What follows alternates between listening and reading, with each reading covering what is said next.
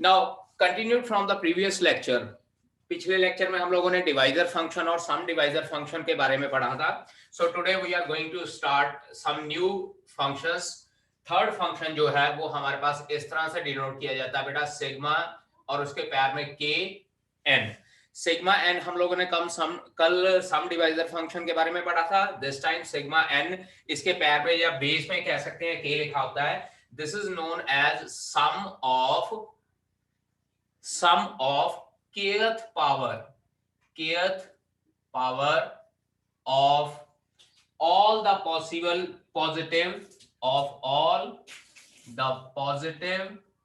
divisors of n.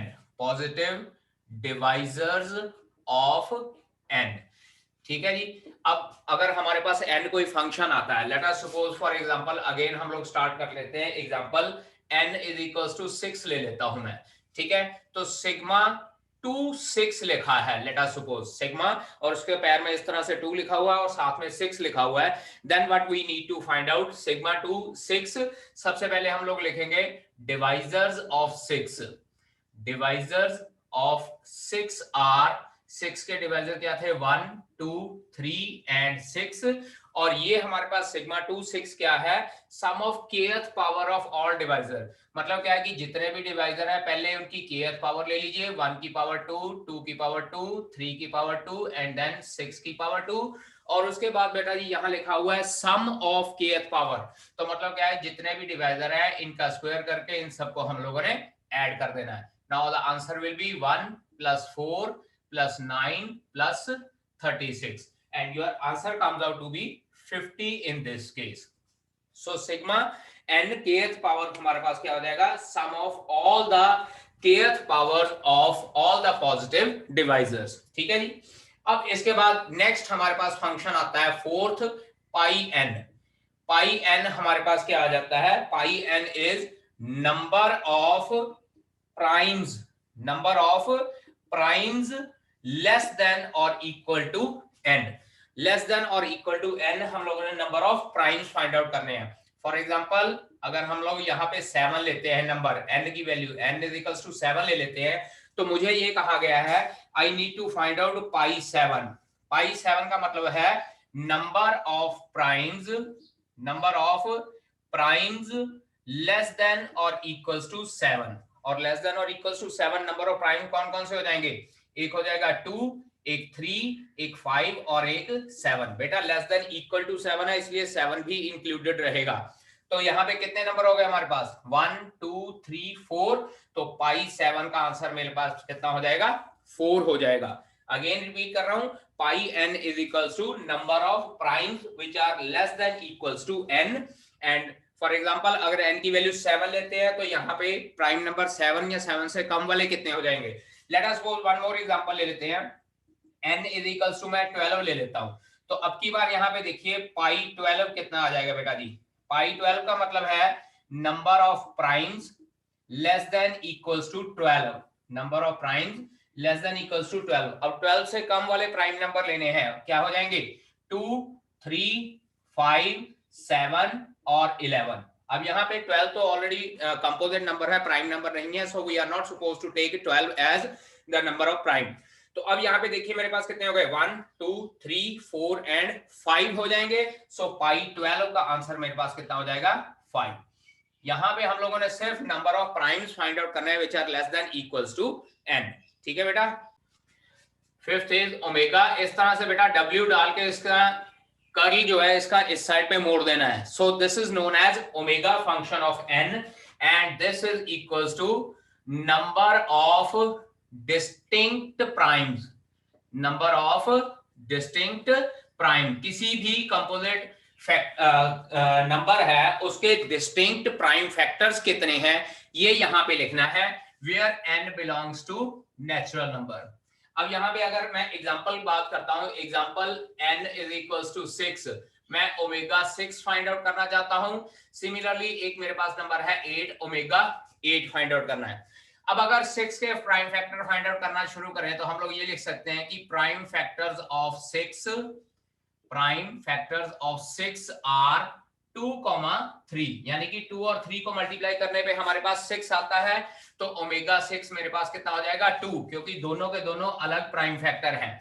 लेकिन अगर बात करें 8 की, तो 8 की प्राइम फैक्टराइजेशन देखिए बेटा जी, prime factorization of 8, prime factorization of 8, ये हमारे पास क्या हो जाती है 2 इंटू 2 इंटू 2। अब अगर बात करें 2 इंटू 2 इंटू 2, डिस्टिंक्ट प्राइम कहा हुआ है बेटा जी हम लोगों ने। डिस्टिंक्ट प्राइम मतलब क्या है कि अलग अलग प्राइम नंबर होने चाहिए। अब यहाँ पे 2 तो सिर्फ एक ही है, डिस्टिंक्ट नहीं है, सो ओमेगा 8 हमारे पास क्या हो जाएगा 1 हो जाएगा। ये चीज ध्यान में रखनी है। ओमेगा एन का मतलब होता है number of distinct prime number. अगर किसी कंपोजिट नंबर के कितने प्राइम फैक्टर हैं, अगर वो डिफरेंट हैं, तो हम लोगों ने सिर्फ डिफरेंट वाले लेने हैं। लेकिन अगर सेम आ रहा है तो उसका आंसर सिर्फ 1 होएगा हमारे पास। लेट अस सपोज इसी तरह से अगर मैं 24 कंसिडर कर लेता हूं, 24 के प्राइम फैक्टर होते हैं 2 इंटू 3 इंटू 2 इंटू 2, ठीक है। अब प्राइम फैक्टर में यहाँ पे एक ये डिफरेंट प्राइम नंबर है और एक ये डिफरेंट प्राइम नंबर है, तो 24 का ओमेगा 24 कितना हो जाएगा 2 हो जाएगा। लेकिन अगर 32 की बात करें, 32 मेरे पास हो जाएगा 2 into 2 into 2 into 2 into 2, distinct prime number सिर्फ एक है, तो 32 का ओमेगा 32 मेरे पास कितना हो जाएगा 1 हो जाएगा, ठीक है। अब इसी तरह से हमारे पास एक और फंक्शन होता है, अगेन इसको हम लोग ओमेगा ही बोलते हैं। Sixth is omega N.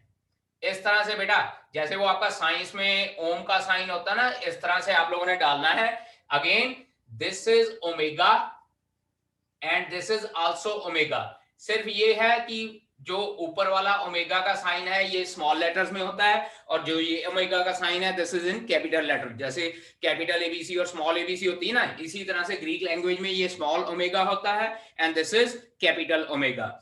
अब कैपिटल ओमेगा हम लोगों ने फाइंड आउट करना है, तो इसका मतलब होता है total number of prime factors, total number of primes, या टोटल नंबर ऑफ प्राइम्स लिख लेते हैं, या total number of prime factors of N लिख लेते हैं, प्राइम फैक्टर्स ऑफ एन, ठीक है। अब जो ऊपर वाला ओमेगा है that shows number of distinct prime, लेकिन जो ये ओमेगा है it shows total number of prime factor. यही दोनों एग्जांपल दोबारा ले लेते हैं, ओमेगा 6 एंड ओमेगा 8।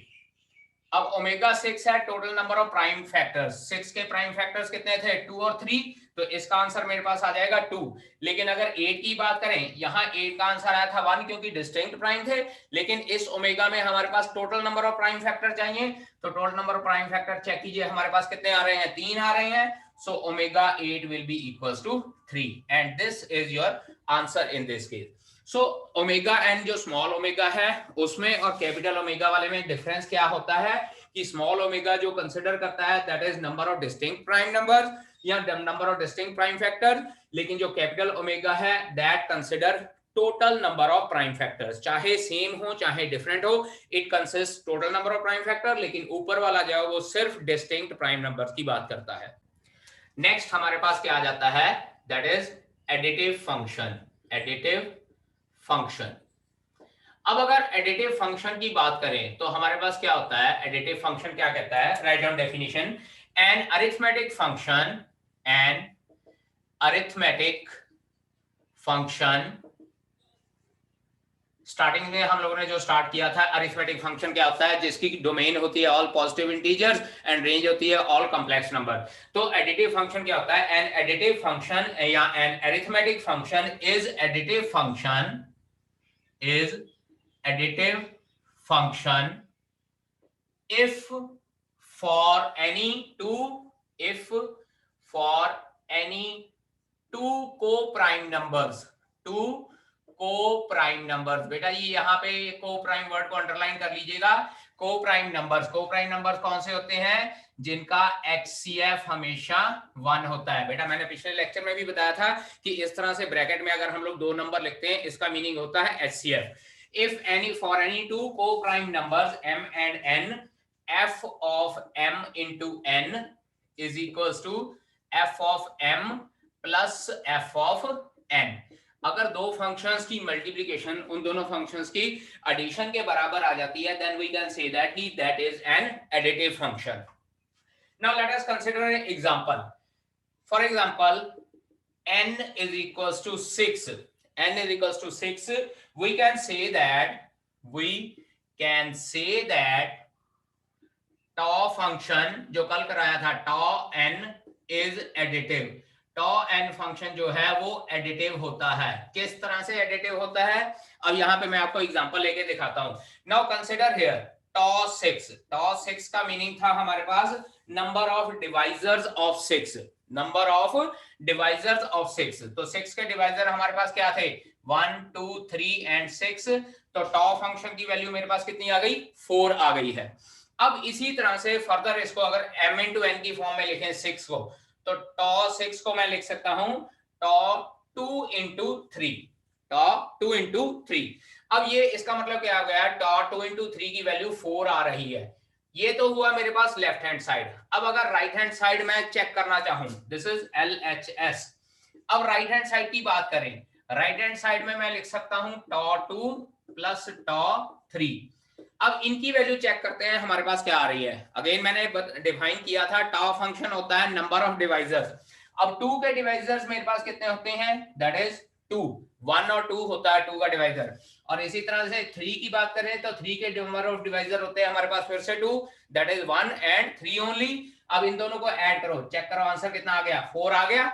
तो इसका मतलब क्या हो जाएगा, tau फंक्शन जो है वो एक एडिटिव फंक्शन होता है, क्योंकि tau फंक्शन में जो मल्टीप्लिकेशन होती है that is equals to addition. That is f of m into n is equals to f of m plus f of n. एक 2 नंबर में ये क्वेश्चन पूछा जा सकता है, check whether the given function is an additive function और not. तो आप लोगों ने इस तरह से चेक करना है, एक बार मल्टीप्लिकेशन का आंसर निकालना है और एक बार दोनों की एडिशन का आंसर निकालना है. अगर दोनों आंसर सेम आ रहे हैं then we can say that this is an additive function, otherwise we can say that this is not an additive function. So next we are going to define multiplicative function. Definition approximately remains same as additive function. An arithmetic function is multiplicative function. यहाँ पे additive की जगह पे मैं word use करने जा रहा हूँ multiplicative. Multiplicative function if for any two co-prime number. यहाँ पे भी वही चीज आएगी, if for any two co-prime number f of m into n is equals to f of m multiply by f of n. Again इसकी example ले लेते हैं. तो हम लोग यहाँ पे फिर से कंसिडर कर सकते हैं कि tau n is multiplicative function. tau n is multiplicative function. अब इसकी एग्जांपल लेनी है तो for example let us consider मैं n की वैल्यू 30 ले लेता हूं.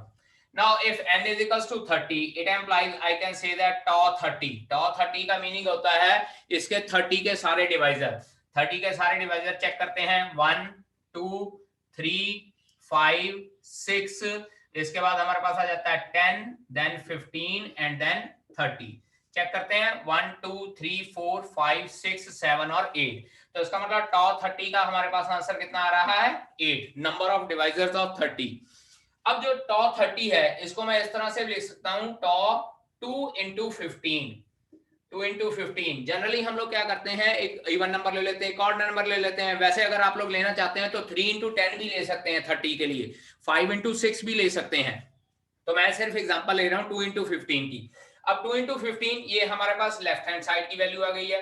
Now right hand side, right hand side के लिए मैं tau 2 मल्टीप्लाई बाय tau 15 कर लेता हूं.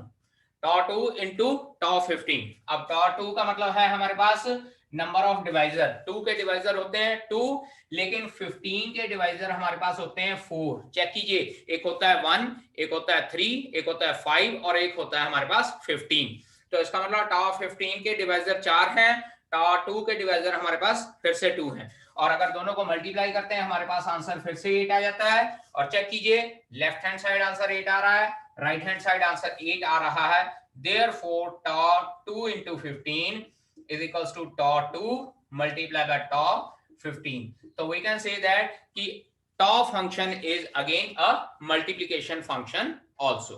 ठीक है. Now first question for this exercise 1.2. यहाँ पे हम लोगों को ये क्वेश्चन में लिखा हुआ है tau n denotes the number of positive divisors. tau n denotes, या इसको लिख लेते हैं, is equals to number of positive divisors. सारे पॉजिटिव डिवाइजर लिखे हुए हैं, वो यहाँ पे लिखा है positive divisors where n belongs to natural number, then find out number 1 tau 16 find out करना है। आफ्टर दैट सेकेंड फंक्शन हम लोग लिख लेते हैं tau 28 फाइंड आउट करना है, we have to find out tau 28। Then third function let us consider, यहाँ पे हम लोगों को गिवन है tau 36 and then fourth function is tau 45। Now we need to find out the divisors of this function, number of divisor. अब अगर 16 की बात करें बेटा जी, तो 16 के डिवाइजर हमारे पास क्या होते हैं, यहाँ पे मैं डिवाइजर नीचे लिखने जा रहा हूं।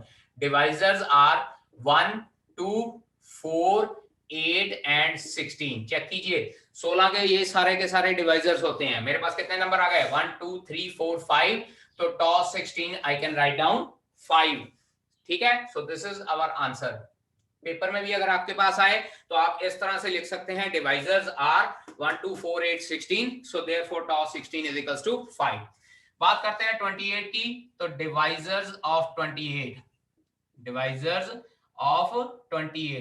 के डिवाइजर हो जाएंगे 1, 2, उसके बाद 4, देन 7, 14 एंड 28। चेक कीजिए 1, 2, 4, 7, 14 एंड 28, 6 डिवाइजर होते हैं, so tau 28 will be equals to 6। इसके बाद बात करते हैं 36 में हम लोग लिख लेते हैं डिवाइजर्स ऑफ 36 के डिवाइजर देखिए बेटा, एक हो जाएगा 1, फिर 2, फिर 3, 4, 6, देन 9, 12, 18 एंड 36। 1, 2, 3, 4, 5, 6, 7, 8 एंड 9। तो 9 हमारे पास डिवाइजर होते हैं 36 के, so our answer of tau 36 is equals to 9। Similarly 45 divisors of 45 के डिवाइजर्स की बात करें, हमारे पास आंसर आता है, एक तो होता है 1, उसके बाद 3, देन 5, देन 9, 15 एंड 45।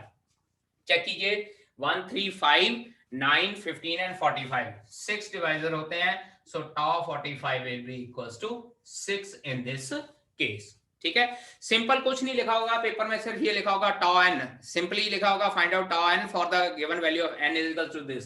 यहाँ पे तो चलो इन्होंने एक्सरसाइज में मेंशन किया होगा ना क्वेश्चन में कि tau n क्या डिनोट करता है, पेपर में कुछ नहीं लिखा होता, डायरेक्टली सिर्फ ये वैल्यू गिवन होती है n की और एक फंक्शन गिवन होता है, you have to find out according to that. ठीक है, second question, sigma n is equal to sum of all positive divisors. अब यहाँ पे हम लोगों को ये कहा है sum of all positive divisor find out करने को कहा हुआ है। So first is sigma 18, second one is sigma 30, third one is, third question है हमारे पास sigma 36 and then fourth question is sigma 49। we need to find out sum of all the divisors of the given function। अब यहाँ 18 के divisor check करेंगे, divisors 18 के divisors होते हैं 1, 2, 3, 6, 9 और 18 के ये 6 डिवाइजर्स हैं। अब यहाँ पे हम लोगों ने 6 नहीं लिखना है, we need to find out sum of all positive divisors. साथ साथ में करना शुरू कीजिए बेटा जी। तो ये क्या हो जाएगा 1 + 2 + 3 + 6 + 9 + 18, और इन सबको जब हम लोग ऐड करते हैं 27, 33, 36, 38 and 39, so sigma 18 is equals to 39।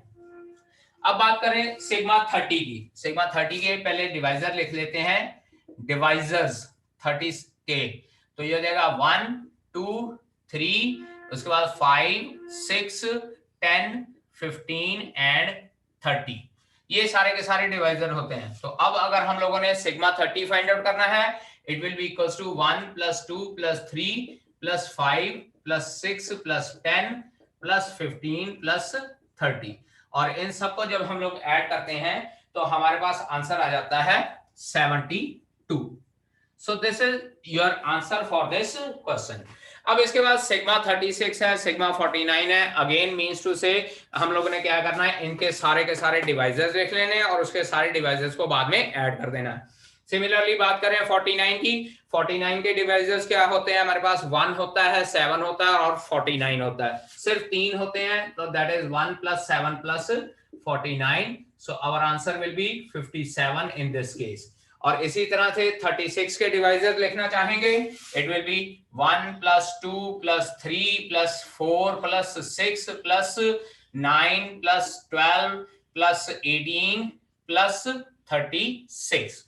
I think all these are the divisors of 36. So sigma 36 आप लोग फाइंड आउट कर सकते हैं हमारे पास कितना आंसर आता है। ठीक है, you can do yourself these questions. Third question, sigma kn which is equals to sum of kth power of all the positive divisors. पहला है हमारे पास, यहाँ पे देखिए sigma 2 12, then second one is sigma 3 4, and after that third one sigma 3 9, and then fourth one is sigma 4 3. अब sigma 4 3, sigma 3 9, sigma 3 4, इसका मतलब है इनके डिवाइजर्स की पावर 3 लेनी है और उनको ऐड करना है। 3 सिग्मा 4 3 लिखा हुआ है, 3 के डिवाइजर लेने हैं और उनकी पावर 4 लेनी है और उनको ऐड करना है। पहले 12 के डिवाइजर देख लेते हैं बेटा जी। 12 का डिवाइजर होता है हमारे पास 1 होता है, 2 होता है, 3 होता है, 6 होता 4 होता है, 6 होता है एंड 12 होता है। बेटा ये सारे डिवाइजर्स हैं। अब क्योंकि 2 लिखा हुआ है तो सबकी पावर 2 कंसीडर करनी है हम लोगों ने, और साथ के साथ बेटा बीच में हम लोगों ने प्लस का साइन लगाना है, because sum of all kth powers of all positive divisors. ये हमारे पास आ जाता है 1 + 4 + 9 + 16 + 36 + 144। और जब हम लोग इन सबको ऐड करते हैं, ये हमारे पास आ जाता है 144 36 180 196 205 एंड 210 हो जाता है हमारे पास आंसर। सो सिग्मा 2 12 हमारे पास कितना हो जाएगा, 210 हो जाएगा। इसी तरह से नेक्स्ट सिग्मा 3 4 लिखना है। 4 के डिवाइजर 1 2 एंड 4, क्योंकि 3 लिखा हुआ है तो पावर 3 हो जाएगी और सारे बीच में ऐड का sign, 1 + 8 + 64। Answer comes out to be 73। Similarly next जो 9 के फैक्टर्स हैं 1 3 और 9, और पावर 3 है तो इस तरह से लिखा जाएगा, बीच में प्लस का sign. Answer will be equals to 1 + 27 + 729। 9 की पावर 3 बेटा जी 729 होती है। सो 729 + 27 + 1, तो ये हमारे पास आ जाएगा 757। 729 + 27 756 और 1 ऐड करके 757। इसी तरह से अब 3 के डिवाइजर 1 और 3, पावर दोनों की 4 हो जाएगी क्योंकि यहाँ पे 4 लिखा हुआ है और ऐड कर देना है। This is 1 + 3 3s are 9 9 3s are 27 3s are 81। So our answer will be equals to 82 in this case. ठीक है, नोट कीजिए बेटा जी इसको, फिर इसके बाद अगला क्वेश्चन करते हैं हम लोग। अब इस फोर्थ क्वेश्चन में पाई n गिवन है और ये साथ में लिखा है number of primes less than equals to n। तो पाई 24 से पहले सारे प्राइम नंबर्स चेक कीजिए, 2 3 5 7, उसके बाद 11 13 17 19 और 23। चेक करो, यही प्राइम नंबर है 1 2 3 4 5 6 7 8 एंड 9। तो 9 प्राइम नंबर्स हैं लेस देन 24, तो इसका आंसर हो जाएगा 9। सिमिलरली अगर 40 की बात करें तो इससे कम prime number 2 3 5 7 11 13 17 19 23 and after that 29, उसके बाद 31 एंड देन 37। 31 और 37 तीन प्राइम नंबर हमारे पास एक्स्ट्रा आ जाते हैं। सो पाई 40 हमारे पास कितना हो जाएगा, 1 2 3 4 5 6 7 8 9 10 11 एंड 12। तो पाई 40 मेरे पास आंसर कितना हो जाएगा, 12। Number of primes less than और इक्वल्स टू स्मॉल n लिखने हैं हम लोग। ठीक है जी। Similarly pi 52 you can find out and pi 63 you can find out. This will be your homework, you can do yourself. इसके बाद फिफ्थ क्वेश्चन है हमारे पास ओमेगा n, जो अभी आज हम लोगों ने पढ़ा है। Omega n is equals to number of distinct prime factors, number of distinct prime factors, जितने भी प्राइम फैक्टर हैं और डिफरेंट हैं वो हम लोगों ने फाइंड आउट करना है where n belongs to natural number. First part की बात करें, फर्स्ट पार्ट हमारे पास है omega 22, second part is omega 68, this is second part, third part is omega 105 and fourth part is omega 780। अब इसके हम लोगों ने number of distinct prime find out करने हैं। चेक कीजिए जरा, अगर 22 को मैं देखता हूं तो 22 मेरे पास होता है 2 into 11, दो प्राइम फैक्टर्स आते हैं, तो I can write down it as omega 22 will be equals to 2। और 68 की बात करें, 68 को we can write down 2 into 2 into 17। Check कीजिए, 17 4 से 68 होता है। और अगर डिस्टिंक्ट प्राइम की बात करें तो 68 भी मेरे पास 2 ही रह जाता है, क्योंकि ये दोनों तो सेम प्राइम नंबर्स हैं और 17 डिफरेंट है, तो एक ये हो जाएगा एक ये हो जाएगा। आफ्टर दैट ओमेगा 105 होता है बेटा जी 3 मल्टीप्लाई बाय 5 मल्टीप्लाई बाय 7, 3 5 जा 15, 15 7 जा 105, तो तीनों के तीनों डिस्टिंक्ट प्राइम है, सो 105 की वैल्यू हमारे पास 3 आ जाएगी। इसी तरह से 780 के प्राइम फैक्टर्स करते हैं 2 into 5 into 3 into 2 into 13। Check कीजिएगा, 2 5 जा 10, 13 6 जा 78, 78 into 10 780 हो जाएगा। अब डिस्टिंक्ट प्राइम देखिए, एक ये है, दूसरा ये है, तीसरा ये है और चौथा ये है। 2 रिपीट हो रहा है इसलिए रिपीटिशन वाला नहीं लेना है, तो हमारे पास 780 का आंसर क्या हो जाएगा 4 हो जाएगा। ठीक है बेटा, डिस्टिंक्ट प्राइम फाइंड आउट करने हैं हम लोगों ने। In 6th question, first part is omega 36, second part is omega 156, third part is omega 221 and fourth part is omega 420। बेटा जी कुछ नहीं करना, सिंपली इनकी प्राइम फैक्टराइजेशन फाइंड आउट कर लीजिए और total number of prime factors find out कर लीजिएगा। अब अगर 36 की बात करें, 36 को we can write down 2 into 2 into 3 into 3, 2 2 the 4, 3 3 the 9, 9 4 the 36। Total prime कितने हो गए हमारे पास 4। डिस्टिंक्ट प्राइम नहीं लिखने हैं, यहाँ पे टोटल प्राइम लिखने हैं, so answer will be equals to 4। अब अगर 156 की बात करें तो we can write it 2 into 2 into 3 into 13, 2 2 the 4, 4 3 the 12, 12 13 the 156 होता है। तो डिस्टिंक्ट प्राइम हमारे पास नहीं काउंट करने, total number of prime find out करने हैं, and that is equals to 4।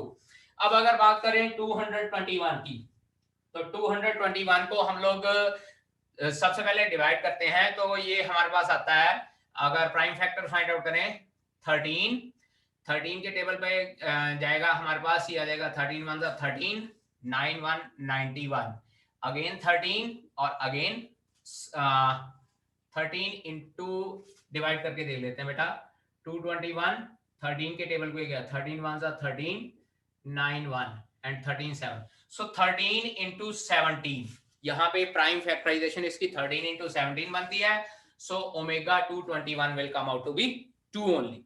और 420 की बात करें तो इट विल बी 2 इंटू 5 10, और ये हो जाएगा 2 into 3 into 7, 2 5 जा 10, 10 6 जा 60, 7 जा 420। सो यहाँ पे कितने हैं हमारे पास 1 2 3 4 5, टोटल हमारे पास प्राइम नंबर कितने हो जाते हैं 5 हो जाते हैं। ठीक है जी।